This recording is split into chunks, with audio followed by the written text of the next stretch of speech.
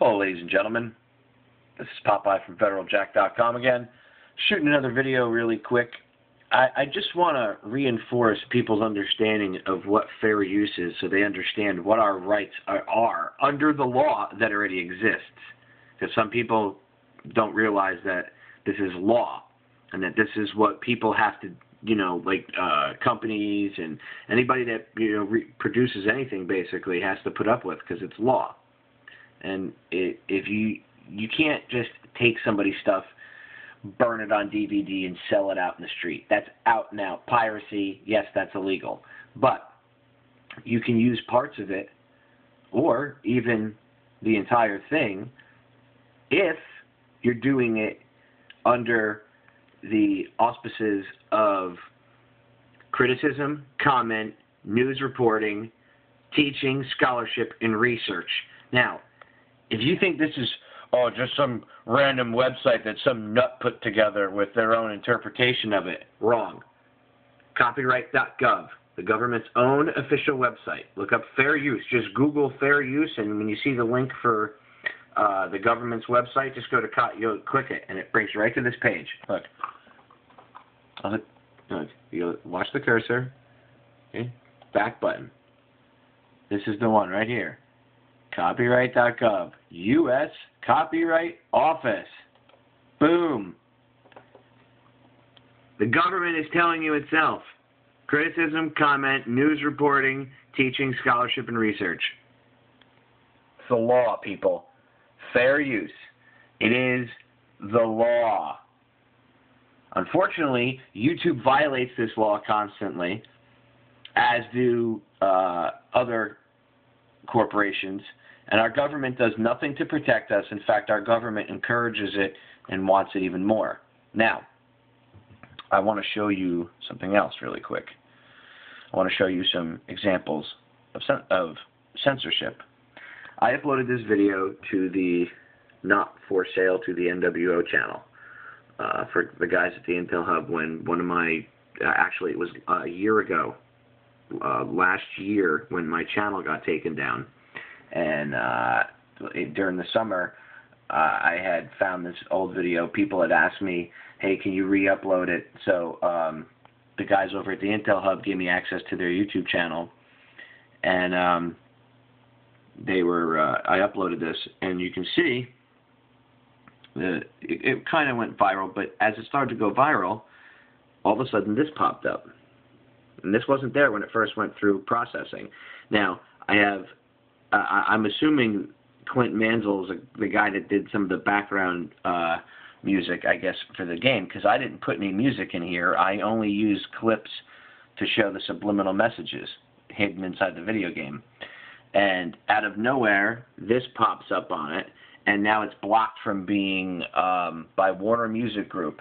You can still see it, but commercials pop up, and they make money on the commercial, and it won't play on Facebook. It won't play on Twitter. You can't embed it on websites. You can only view it on the YouTube page. So it's effectively censored. That's how they work. Scumbags. Okay, I want to show you something else now. Like I said, I'm going to show you a couple examples. This is Federal Jack Tube 4, one of my older channels. It's got 2 strikes on it already. I've left this thing alone for a while. It's just it's an archive of all the videos that I have uploaded to it because I didn't want to lose them. And this is a list of stuff, if you look, copyright notices. This is videos that match third-party content. Now, a lot of times it's just people that monetize their videos, and what they do is they haven't matched the, like, not Fox News, but let's say, like, these guys, the guy that did Downfall. Originally, they were ripping people's videos off the internet. They were doing copyright notices, and people's accounts were getting closed because these guys. So what happened was, I guess they finally got smart after listening to everybody bitch them out, and now it still comes up under matching third-party content, but commercials come up and they make money off of it. So everybody wins. Okay, everybody's happy in that situation. So that I understand. I know why it came up, but sometimes they come up for other BS reasons, whatever. Now, sometimes, by the way, people can just say, because it's so easy to accuse somebody on YouTube, but it's not easy for the accuser to defend himself. So I could go and say, I could, see a video and be like, oh, I don't like what this guy said, and file a copyright complaint against it. And yes, you can they say you can get in trouble for filing a false claim, but I've had people claim third-party status, like it says right here, match third-party content on videos before that were completely mine, 100%, everything in it was mine. And when I complained to YouTube and said, there's nothing in there that's not mine, they said, nope, doesn't matter. It matched something in our database. So it's a lot of it, sometimes I believe, is censorship. Other times it's just randomly people just accusing you of stuff. It's ridiculous. We live in a bizarro world. YouTube is really like the Wild West, if you think about it, ladies and gentlemen, because if you look at it, you can get accused of anything and, have your account shut down, which is akin to like getting locked up and being censored pretty much, and you have really no recourse. It's like martial law on the internet. And the only reason why we deal with YouTube is because this is where the fight is. I've been telling people this for years. My channel's Tube 6 got over 1.5 million views in 7 months. There's a reason I'm here, Daily Motion and Vimeo and all them, they don't get those kind of views. So I have to, in order for me to bring it to the masses, the people that don't know, you have to deal with YouTube. Otherwise, I'd be preaching to the choir. Okay, anyway, down the rabbit hole here. One of my episodes from last year, March 15th with Fetzer, May 15th with Fetzer. And it says, video blocked in some countries. And I'm like, what the hell, right? Now, again, this is Tube 4. I haven't been on this channel in a while. So yesterday I came in here and I look at this copyright list. And I see this. And I'm like, what could they possibly have blocked? So I click on it to see what it says. It says, NBC Universal, visual content. I'm like, NBC Universal? I know NBC doesn't block news unless it's something that, they want to, literally censor, then they don't want you to know about. So I'm sitting here thinking, what in the hell could they have blocked? Well, let's click on the video link, shall we? Let's look. So, let me mute this so you guys don't have to hear that. So, I'm skimming through, and I'm looking at the video, and I'm like, see, I just used still images and everything, and then I remember that we were talking about Flight 93. And you see, now I'll turn it on so you can hear Fetzer. And you'll hear Fetzer talking about Flight 93 and this footage that it's rare, very censored, heavily censored footage from 9/11 itself. Watch this. If I could find the cursor. There it is. About yet is Shanksville, which appears to be completely phony. The two reporters first on the scene said that both of them independently reported that the strange thing, the weird thing about the crash site was that there was no evidence of any plane having crashed there. The alleged story... And this is the NBC footage. Let me mute Fetzer. The alleged story was a plane that disappeared. You see, obviously, I let it play with audio for a second so you could verify that that's what Fetzer was talking about. And this is this never before seen rare footage from one of the local NBC stations out there in Pennsylvania. Okay? Remember, it's usually the local stuff that you find the truth. Same thing with Oklahoma City.